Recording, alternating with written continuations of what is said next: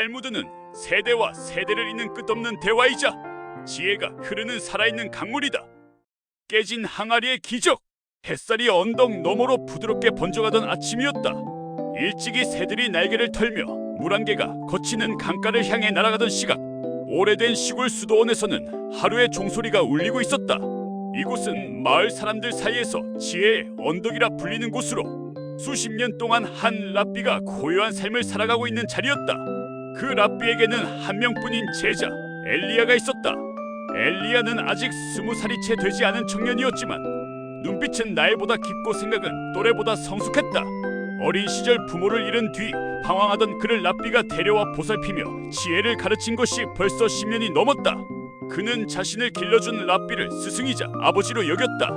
그러나 그 마음속에는 아무에게도 말하지 않은 약한 금이 있었다. 나는 쓸모가 있는 사람인가? 고아로 살아오며 자신이 항상 부족하다는 생각이 자리 잡고 있었던 것이다. 그날 아침 랍비는 평소와 다름없이 정원으로 향하다가 말했다. 엘리야, 오늘도 마을 아래 샘에서 물을 길어 오너라. 정원에 물을 줘야 하네. 엘리야는 고개를 숙여 공손히 대답했다. 예, 스승님. 늘 쓰던 오래된 점토 항아리를 어깨에 이고 언덕을 내려가던 그는 샘에 도착해 물을 가득 채웠다. 물이 햇빛을 받아 은빛으로 흔들렸고 그는 조심스레 항아리를 들어 올렸다. 그러나 언덕을 오르는 도중 발밑이 조금 미끄러져서 항아리를 단단히 쥐었다. 그때였다. 항아리 밑부분에서 물방울이 떨어지기 시작했다. 그리고 곧바로 작은 줄기처럼 흘러내렸다. 왜 이러지?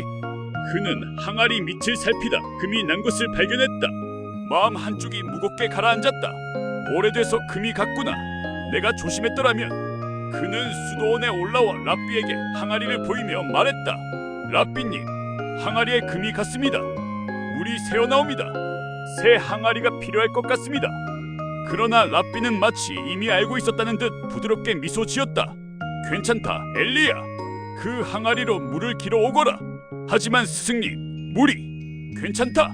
랍비의 말에는 흔들림이 없었다. 엘리야는 이해하지 못했지만 스승의 뜻을 거역할 수 없었다. 그날 이후 그는 매일 그 금 간 항아리로 물을 길었다. 샘에서 정성스레 물을 채워 언덕길을 오르면 도착할 때쯤 항아리는 절반 이하로 줄어 있었다. 엘리야는 속으로 자신을 책망했다. 쓸모없는 항아리, 쓸모없는 나. 며칠이 지나고 몇 주가 흘렀다. 날씨가 더워지면서 항아리는 더 빨리 말라갔다. 그의 마음도 함께 새어나갔다. 그럼에도 랍비는 계속 말했다. 오늘도 그 항아리를 사용하게.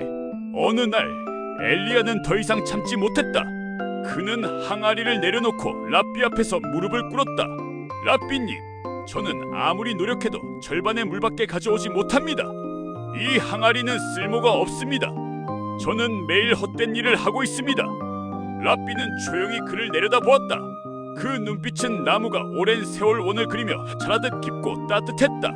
엘리야, 내일은 물을 길어오면서 길 옆을 잘 보거라. 그 말의 의미를 알 수 없었지만 다음날 그는 온 신경을 곤두세워 길을 살폈다. 그리고 언덕길을 반쯤 올랐을 때 그의 걸음이 멈췄다. 길가에 꽃들이 피어 있었다. 어제도 그제도 보지 못했던 꽃들이었다. 갓 돋아난 연초록 잎 사이엔 노란 들국화, 작은 보라색 사루비와 붉은 양귀비가 어우러져 있었다. 순풍이 불어 꽃잎이 떨릴 때마다 햇살에 은은한 빛이 반사되어 길 전체가 화사하게 빛났다. 엘리야는 숨을 잃은 듯 멈춰 서서 바라보았다. 이게 어떻게? 그는 손끝을 떨며 꽃잎을 만졌다. 꽃들은 새어나온 물을 한 모금씩 받아 마시고 자라난 것이었다. 그 깨닫는 순간 그의 가슴 깊은 곳에서 무언가 무너져 내렸다. 그동안 스스로를 무가치하다고 여겼던 감정이 한꺼번에 녹아내렸다. 도착한 그는 떨리는 목소리로 말했다. 랍비님, 꽃들이 피어 있었습니다. 매일 물이 새어나간 자리에. 랍비는 고개를 끄덕이며 말했다. 그래, 그 항아리가 아니었다면 저 꽃들은 피지 못했을 것이다. 엘리야는 목이 메어 아무 말도 하지 못했다. 랍비는 다시 말했다. 사람들도 그렇다.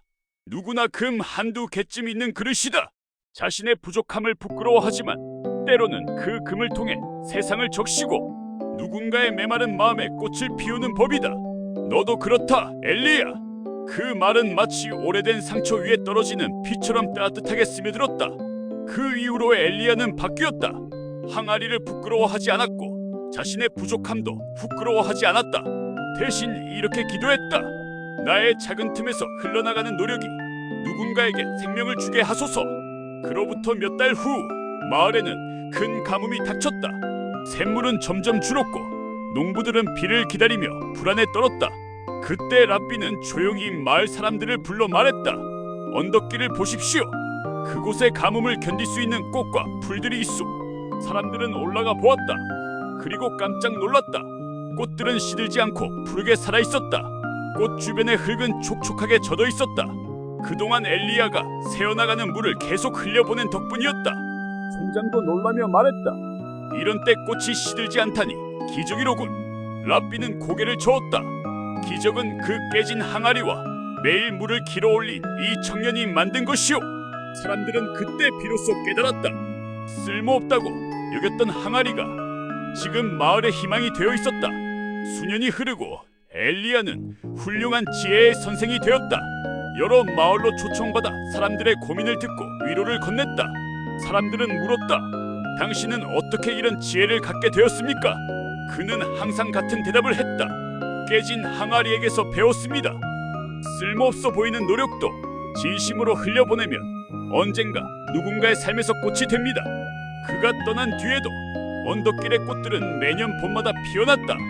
누군가 묻지 않아도 생명은 자신만의 말로 대답하고 있었다. 쓸모없음 속에서도 생명은 피어난다. 그 길은 마을 사람들에게 오래도록 기적의 언덕이라 불렸다. 그리고 그 언덕을 오르는 사람들은 모두 같은 교훈을 마음에 품었다. 교훈!